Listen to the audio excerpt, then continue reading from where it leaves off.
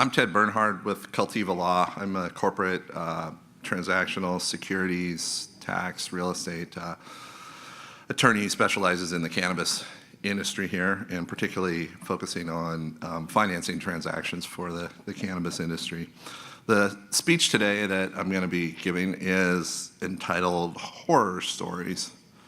I kind of love this title, even though it's not just because I like 80s horror movies, which I do like, but somehow I just kind of feel like horror stories captures the moment that we're living in this industry right now pretty well.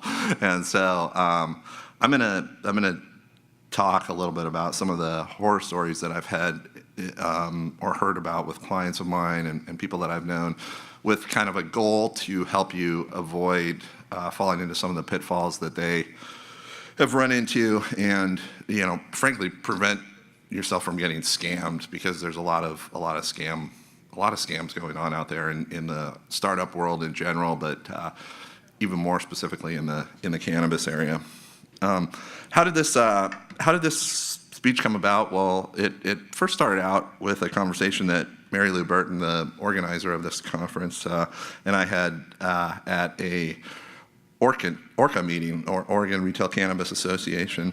And as it happened, Mary Lou and I were sort of after the main event, sitting around chatting with each other, and we were both talking about some of the clients that we were working on together and separately, and talking about the conference and networking and things like that. But the more we talked, we kept finding ourselves going in circles. We kept coming back to all these, if you will, horror stories of clients that we were working with. Now, don't get me wrong, both Mary Lou and I are professionals, and not all of our clients are facing horrors. We've helped a lot of them to avoid the horrors, and that's kind of the purpose of this presentation. But anyway, as she and I started talking about this, it was both of our jaws, I think, were kind of dropping with how many just outright scams there were that were floating around the cannabis industry, and how much we'd experienced firsthand. And so from that conversation, I think we both realized that, one, we weren't alone in experiencing this or observing this sort of thing, and two, it validated for us that it does seem to be happening with an increased frequency in this industry. Example of that, right before this presentation here, Mary Lou stopped by and dropped this pile of cards off to me. And what these are invitations that she sent out this year to the conference. She sent out, I think, 1,900 to Washington State in Washington. These are the ones that got returned from businesses without any forwarding address, and returned to sender, that she had on her list as active cannabis businesses a year ago. This entire pile came back. So what we're seeing is apparently pretty huge turnover, and that sort of leads me to believe that there are definite there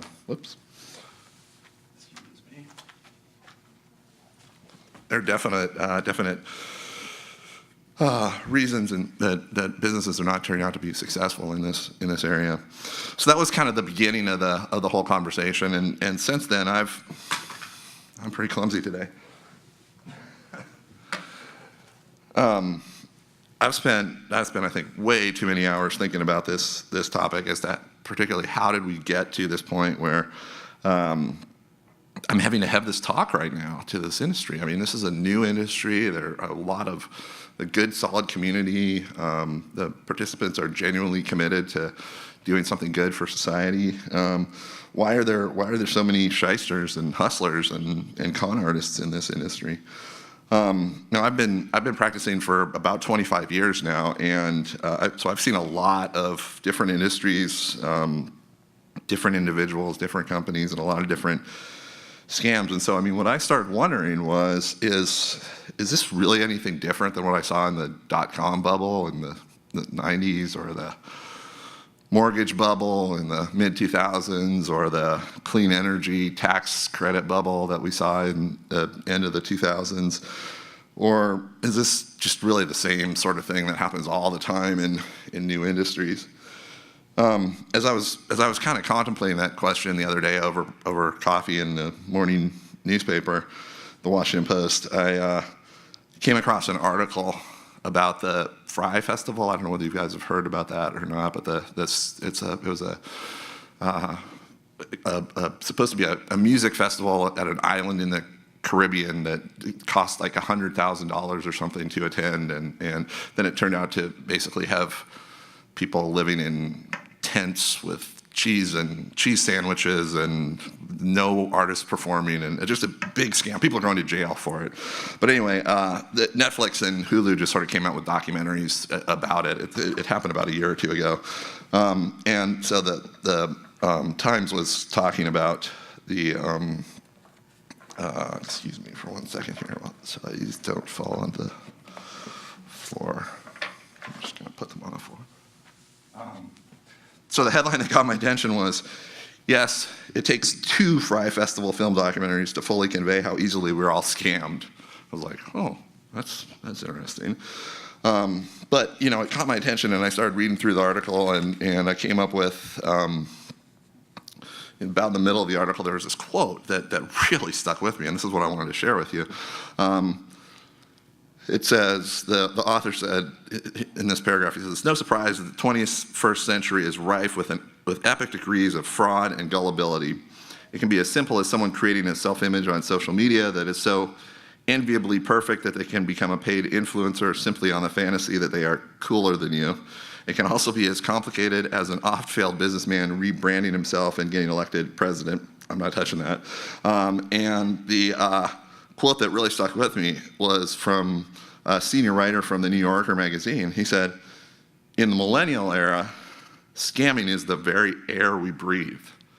I was like, whoa, scamming is the air we breathe? That's quite a statement. But that sort of validated what I've been observing and what Mary Lou has been observing. And frankly, I sat through 2 presentations before mine, and each one of them sort of made a point to talk about the dangers of the scam artists in this industry and how to protect yourself from them. So anyway, I think we're on the right track. And bear with me, I just want to make one more point, and then I'm going to dive into like the practicalities of what you can do to avoid being scammed, how do you recognize them, and more importantly, I want to share with you the real world examples of the scams that I've come in contact with personally with clients or heard about friends and people I'm working with getting involved with, so that you can avoid them.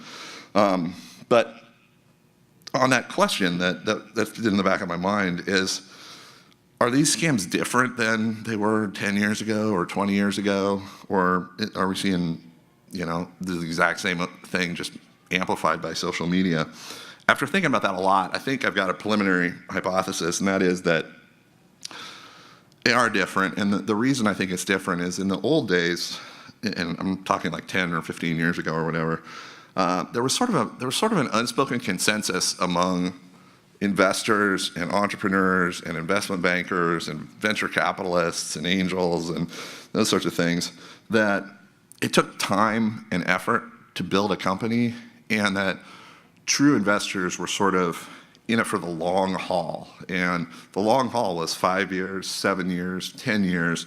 And so the sort of entry point to discussions, serious discussions with real investors, was that mentality that it's a long-term investment. You're going to be in partnership with whoever you're either investing in or taking money from for a long time until you can get to a liquidity event. And so the people that were the shysters, the people that were trying to exploit the system, really became apparent very quickly in the process, because they would be the ones that are always offering the quickest turnaround, the millions and millions of dollars within 6 months, or 500% IRR on your money, or things like that. And so everyone kind of knew implicitly that anyone that was offering that was not playing by the rules, was a little more towards the untrustworthy side.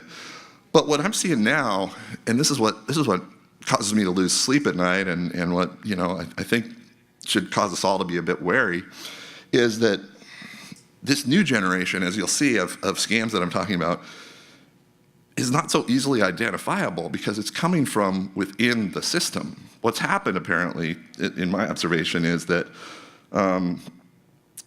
people have been able to adopt the language of long-term investing, of entrepreneurship, about short-term sacrifice for long-term gain, about collaborative partnerships, and, if you will, almost weaponize those words and use them to promote very non-socially beneficial, selfish types of behavior that really just are about divvying up a larger portion of the zero-sum pie of immediately cash on hands and then trying to get away with it without getting caught. And so there's a fundamental difference there, whereas before people weren't able, for whatever reason, to get away with mimicking the core tenets of entrepreneurship and long-term business building, but today they somehow have educated themselves or are able to fake it better, it seems, than before. So anyway, with that cheerful introduction out of the way, I want to kind of shift gears a bit here and turn to the practical side of things. How do we, here we are in the cannabis industry. I'm assuming many or most of you are entrepreneurs in the industry, and probably most of you are seeking fundraising. So how do you go about that process without getting scammed or taken advantage of in the process? So what I'm going to do is I'm first going to kind of talk to you about the preliminary warning signs that you might be getting involved with a scam, and a lot of those are fairly obvious, but they bear quick repeating. Second, I'm going to give you some advice, some general advice about what to do if you find yourself face-to-face with a potential scam. And then third, I am going to put some flesh on the bones of the discussion here, and I'm gonna walk you through at least 4 or 5 of the biggest scams that I see affecting the cannabis industry right now, and tell you how and why to avoid them. And then finally, I'm gonna just touch real briefly on what to do if you do get scammed, what sort of remedies are available to you, and how do you protect yourself after that.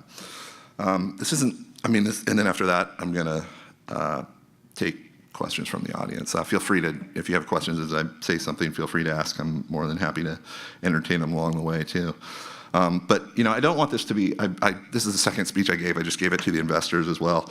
I don't want this to be doom and gloom, Armageddon. I want this to be sort of practical, keep the entrepreneurial spirit, try to find ways to make things work without getting taken advantage of and your values compromised and your pocketbook picked. So that's the sort of the spirit that I'm talking about here. All right, so jumping right into the warning signs of potential scams. As I said, the first sort of rule of thumb about how to avoid getting scammed is probably just, I would say, awareness. In other words, just the fact that you guys are sitting here listening to me right now on this rainy day, you've probably taken that first step. But until you acknowledge that there are a lot of malevolent players out there that are deliberately deceptive, deliberately fraudulent, deliberately trying to manipulate things, you're going to be at a disadvantage. Now, I'm not saying everyone is like that. There's plenty of well-established, well-intentioned players that those are the people you want to partner with out there. But until you acknowledge that there are a lot of people that are opportunists who are getting into this industry because of its relatively new nature and rapid growth possibility and things like that are out there, you could be setting yourself up to be exploited by people like that. So the first red alert and the biggest warning sign, and this is actually almost a case study in one of the biggest scams going on. So many people out there hold themselves out as being money finders for people and money raisers that don't actually have the capital under management for investment at the current time. And if you've been around this industry for a while, or any other like tech industries or anything like that, there are tons of people that say they want to invest, that have the money to invest, that they hold themselves out as angel investors or venture capitalists or private equity or nonprofit investors, anything like that, or brokers. A lot of people are even holding themselves out as brokers. very few of those people actually have legitimate fundraising sources. When I say legitimate fundraising sources, what I mean is that they have either themselves or through a business that they are in charge of readily available capital of the amount that you need to get an investment from. So not only do they have the actual cash, they have the literal legal authority to invest that cash if they want. And what is so common in all these emerging industries is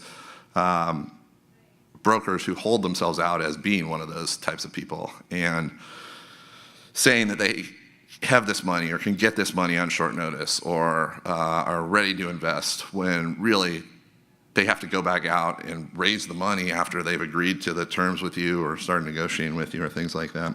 So how do you sort out, this is one of the biggest issues that I think a lot of entrepreneurs at the early stages have, how do you sort out the legitimate money sources from the illegitimate money sources?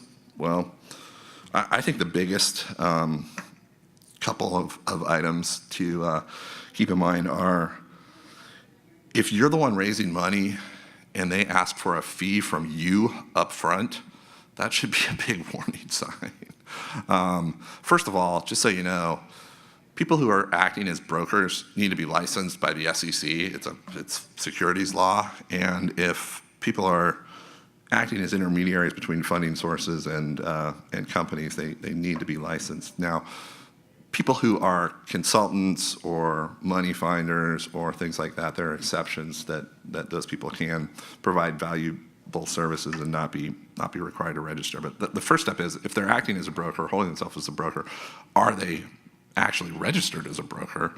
And you can check that with the SEC.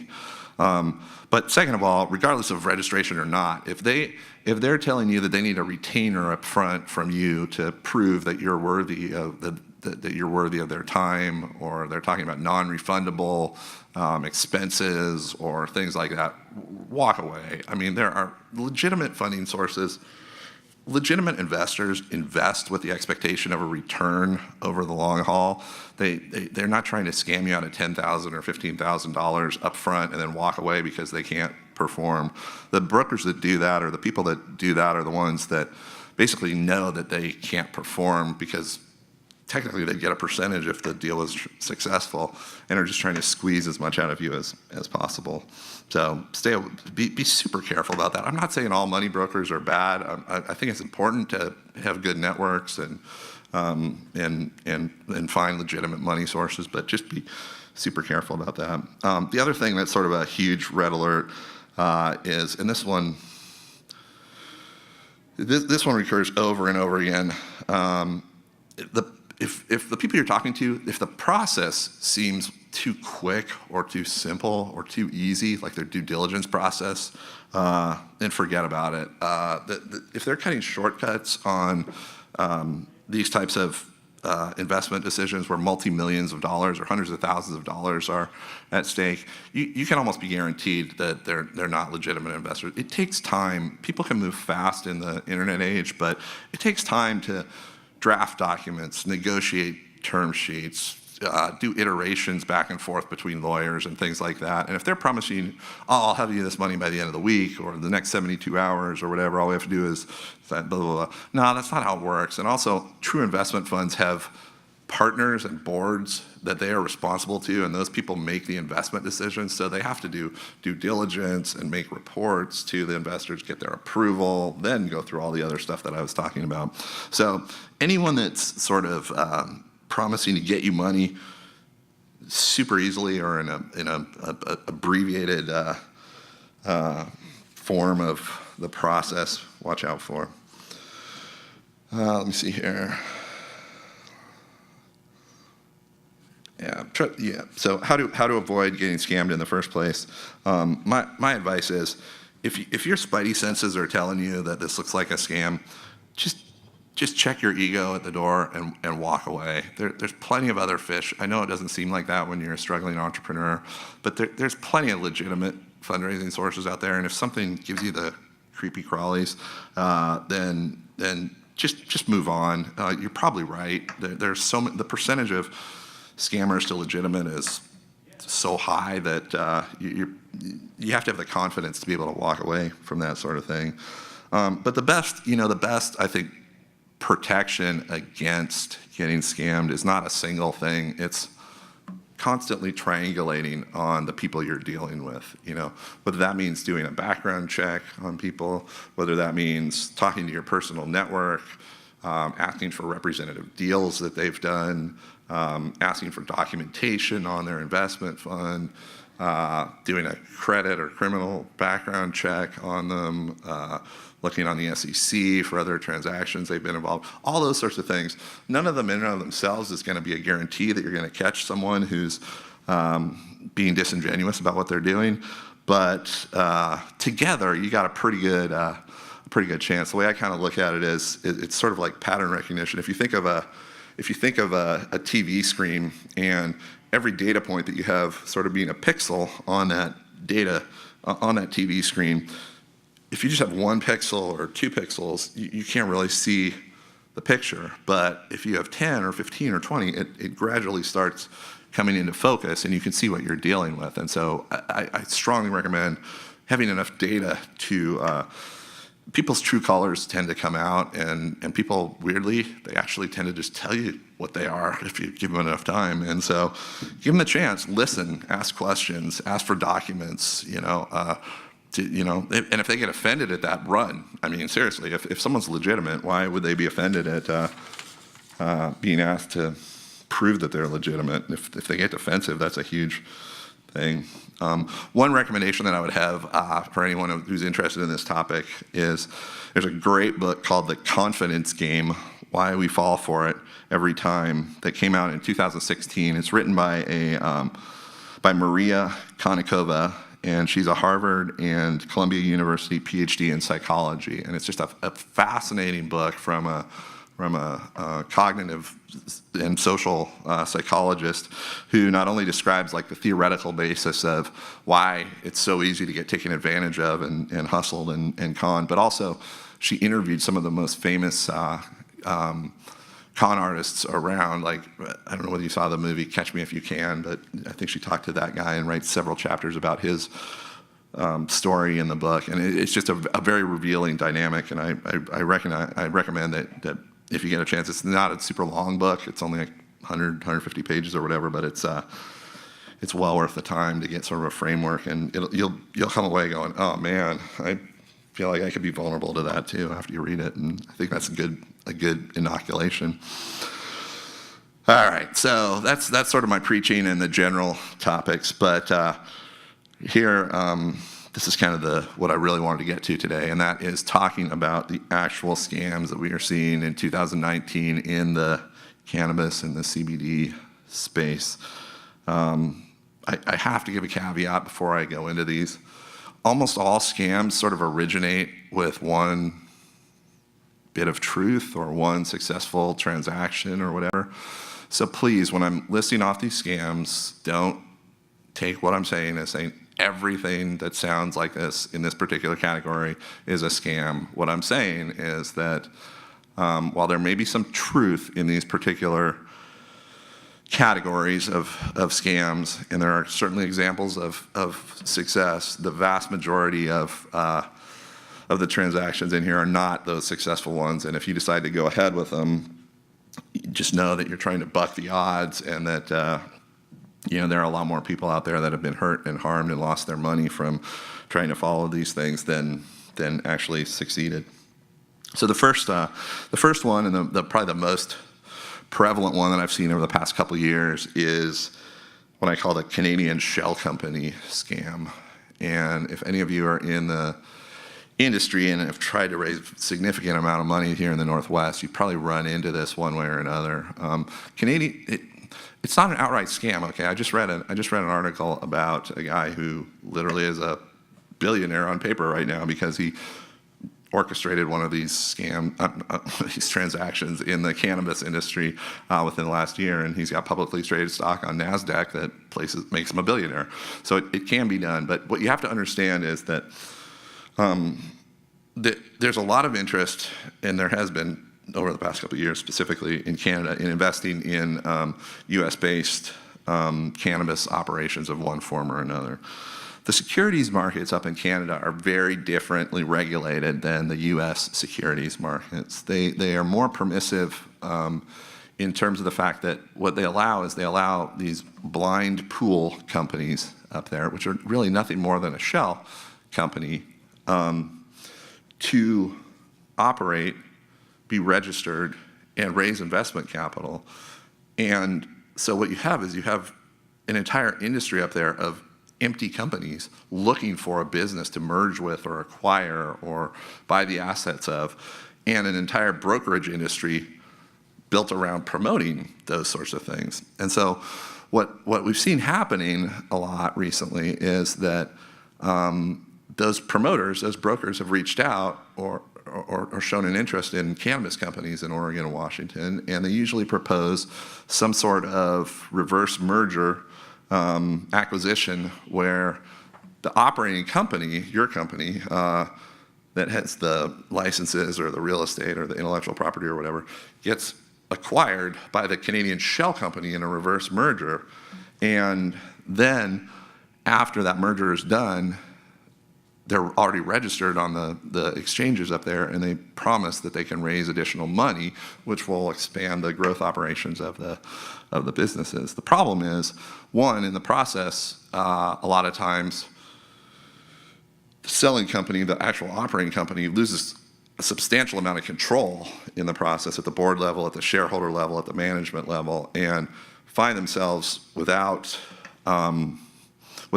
being able to basically control their own destiny or their own business. And they have to live with that whether they like it or not after this fact. And then the whole thing is premised on the ability to raise additional capital through this registered, now combined shell company.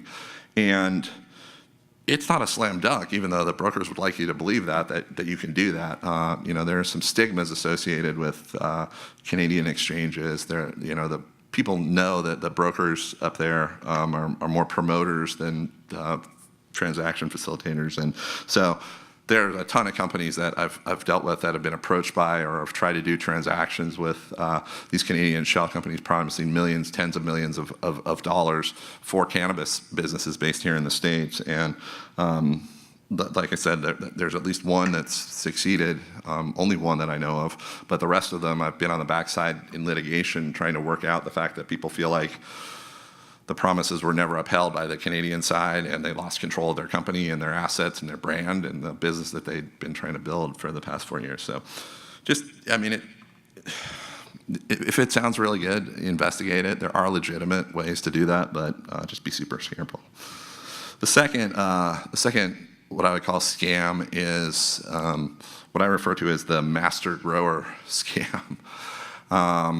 And it's a tricky one because this one really is specific to the cannabis industry. It basically involves new investment dollars that are from investors who aren't experienced or familiar with the cannabis industry wanting to get into the industry, and people who have frankly been operating in the cannabis industry in the gray or black markets previous to legalization, who've developed a certain amount of expertise in growing, operating, selling cannabis-related products. And so it would seem like a natural partnership between those two entities. But the problem that seems to come about is that there are two very different attitudes in terms of how to build a cannabis business, sort of the black gray market version and the fully legitimate licensed version. And what I see happen very, very often is that you form the initial partnership, the intellectual property and the expertise is contributed by the master grower. The investors put a significant amount of money into the business. After about the first year or so of operations, they realize that 280E and other things make it, and oversupply make it really difficult to make a profit. And so what happens is that they revert to kind of their gray market, black market days, and the product ends up going out the back door, frankly, for a higher price and a tax-free type of price. And then you've got a real mess on your hands because everyone has a fiduciary duty to the company. you have duties to report to licensing boards, stolen property. You probably are reluctant to go into civil litigation because of the fact that it could bring up criminal aspects of things, and it's just an absolute mess in terms of the situation that you find yourself in. And so I realize you guys this was more for the investors than the entrepreneurs, but it's one scam that I'm seeing a lot of. The next one is we already talked about it, sort of the money finder scam. I just add one sort of footnote to that.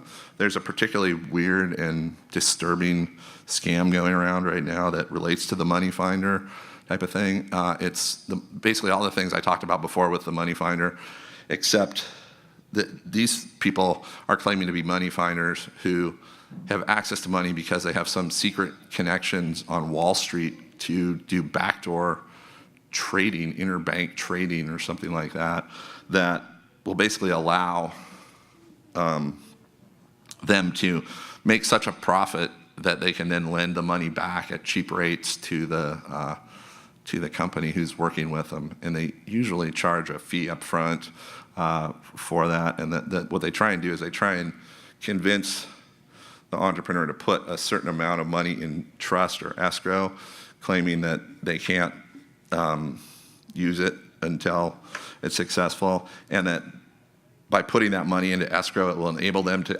operate on the back end in a trading system that will create such great profits that they'll be able to turn it back around and lend it back to the company as a credit line.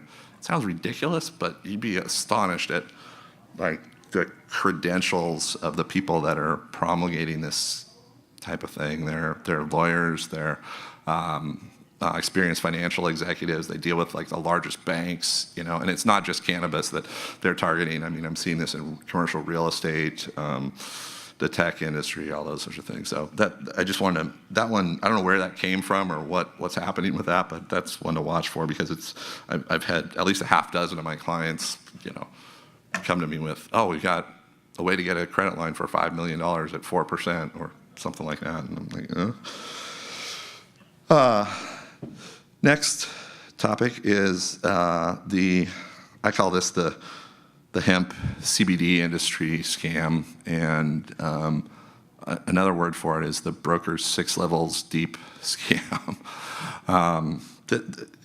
Hemp is just exploding right now. The interest in hemp transactions, both on the buy side and the sell side, and CBD products, and a ton of brokers have jumped into the game. Well, it's gotten ridiculous. It's gotten to the point where,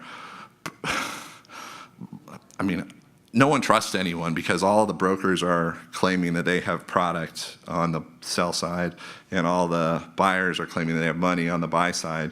But really, they all just have relationships that are 6 degrees of separation from each other. And it's so prevalent right now, and the distrust is so high that in order to do a transaction on the sell side, I've literally had to do proof of life for hemp products, where like I am asked, I've been shown video footage of specific crops at specific locations with newspapers showing the date and my name written on the video, so that I can prove that they actually have the product. And even that isn't sufficient, because it just shows it physically exists. It doesn't show that they actually have it under control or the authority. And then on the sell side, on the buy side, the sellers are so skeptical that the buyers are just brokers that don't have any money, that they are actually asking for proof of funds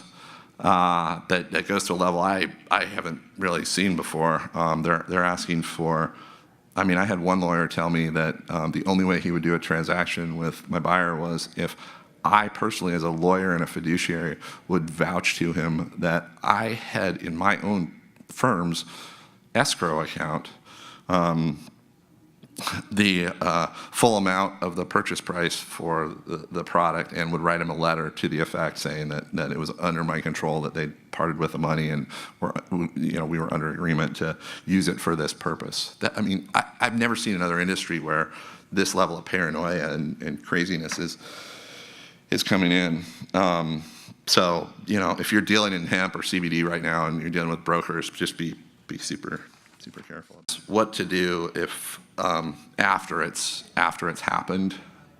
Well, you don't have to throw your hands up in the air. Not all is lost. Look, people get scammed all the time. I mean, we're all human and we're all subject to that. So I wanted to just talk really briefly about what you should do and what you shouldn't do. So it should be obvious what you shouldn't do, okay? Don't threaten the other person, right? That's criminal, okay? That's assault or battery or something like that.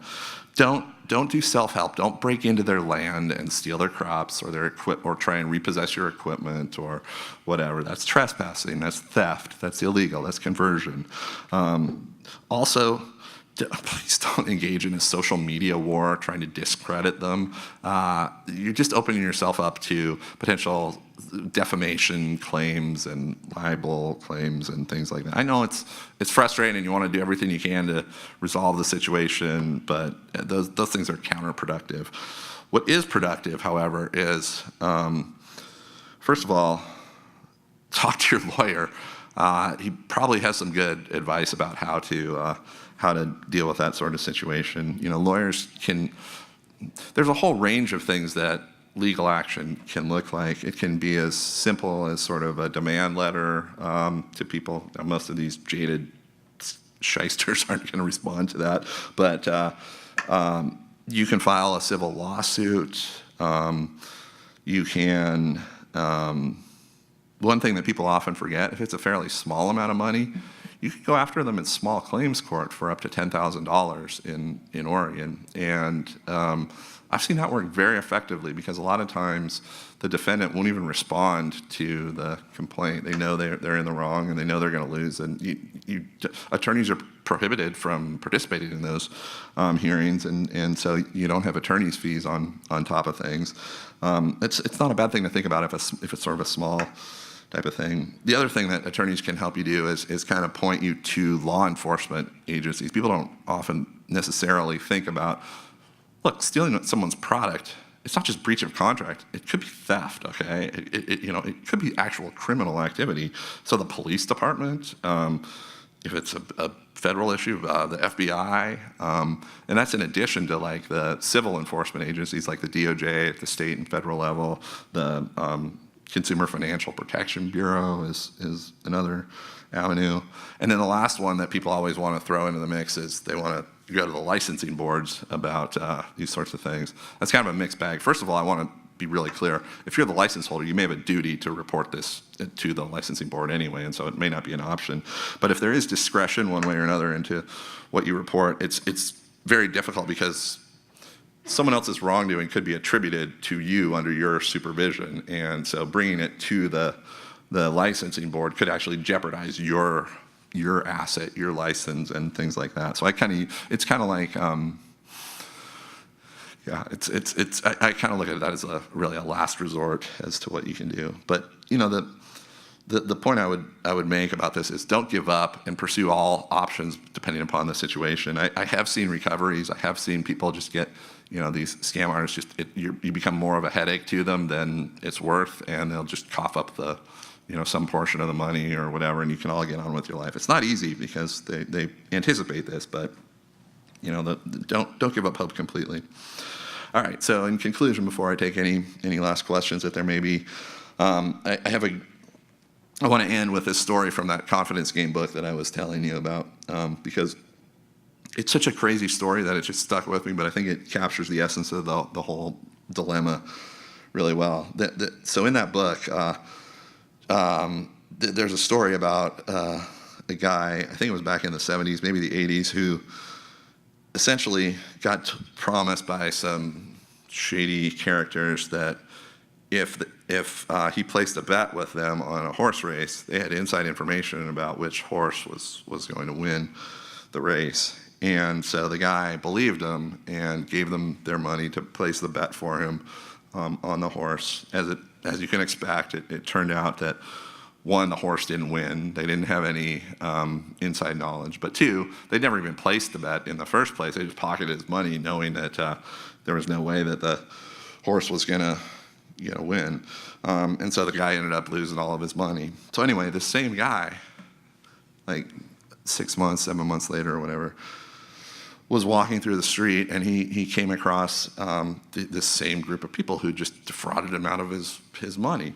And he started walking towards them, and it's told from the scammer's perspective, so he's the one sharing this, and he says that when the guy walked up to them, they were terrified. They thought he was going to punch them out or attack them or threaten to report him to the authorities or something like that. But the guy walked up with a giant smile on his face, and he greeted them warmly, and he thanked them so kindly for trying to share the information with him before, and asked them, begged them if he could give them some more money to make another bet this time that would work. My point is, don't be that guy, okay? If something happens to you and you get taken advantage of, learn from it. We're human. Don't be ashamed of it. Maybe communicate. That's why I'm doing this, is to kind of try and help people avoid these sorts of things. And because if you don't, you're just going to fall into the same traps over and over again. Thanks everyone for coming. Have a great day.